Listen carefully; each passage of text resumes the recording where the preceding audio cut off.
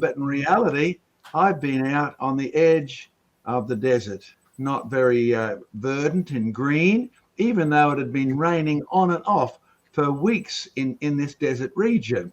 Why were we there? Well, I was doing some digging. You see, we were in the middle of the river. We dug holes backwards and forwards across, and every time we got results like this. Oh, can you see the layers? We invented the strata machine. We've shown programs on the fact that the bottom layers don't get there first. The layers are laid down from upstream to downstream in the machine. And does this match reality? Well, that's what you get in the middle of a dry riverbed. Of course, we could dig the sand so easily because it had been raining on and off. The sand was actually damp, but no water was visible. Now, can you see the layers there? Some of them are sort of filamented, others are nice and flat, but they're basically layer after layer. And the ordinary person says the bottom layer got there first. But as you know, we have been experimenting with our strata machines, and we've mentioned the name of a man, Johannes Volta. And he came across a principle as he was working in the Venice area. The sand, the mud does not get there, bottom layer up to the top. Now, the importance of that, average creationists even deals with the Grand Canyon as if the bottom layer got there first. Now, Volta's work would say it came from upstream to downstream. There's our 2018 Mark VI strata machine. There's young Joe.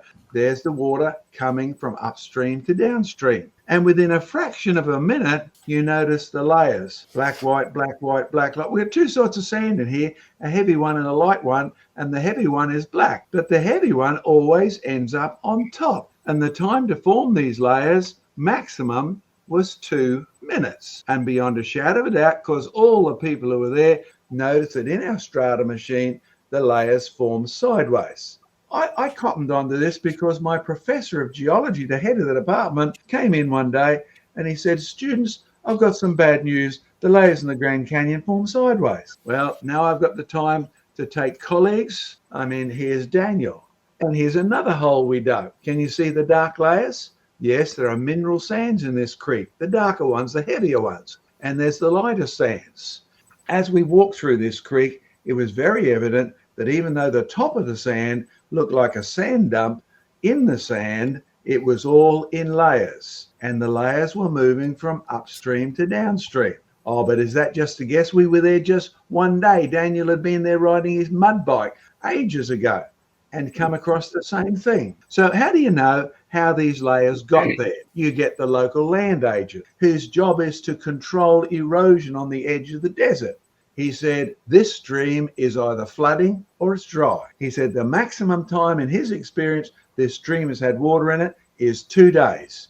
And the water would move from upstream to downstream. It would gather up a load of sand. And by the second day when the water disappeared, it would all be dumped because he'd never dug holes in it like we did, but the stream went from upstream to downstream. And he said, why don't you check the train driver? And we actually got to meet this train driver, and he's been driving this train track all his life. Or what we're verifying? The fact that the stream never had water in it for more than 2 days. And he said, yes, massive flows come down and they last mostly a day and a half to 2 days, then it's bone dry, which means one thing, those layers form sideways. They came down with the flood waters. They didn't come down in a normal stream. There was no normal stream. There was just massive flooding, or there was no water at all.